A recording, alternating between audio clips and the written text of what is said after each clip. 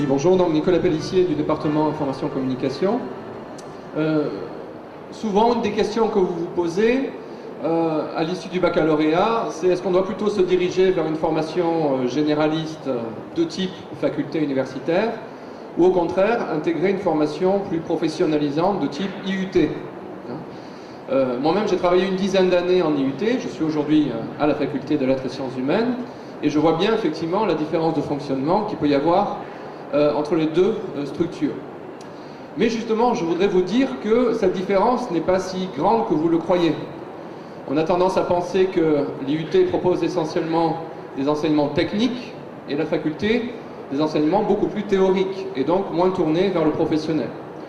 Là, nous devons vous dire que les choses changent. Ça a été dit par notre doyen, mais je le répète vraiment, et l'exemple des sciences de la communication, à mon avis, l'illustre bien.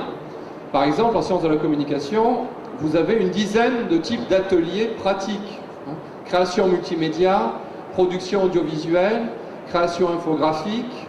Vous avez également des jeux de rôle en situation pour apprendre à conduire une réunion, à gérer le stress.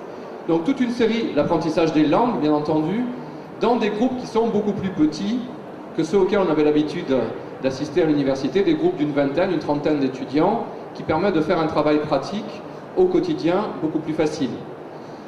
Et donc ça, je crois que c'est un point important qu'il faut rajouter. Un deuxième point qui me paraît important, c'est qu'à travers ce que vous apprenez à l'université, vous avez, et le doyen aussi l'avait rappelé, de fortes possibilités d'insertion sociale.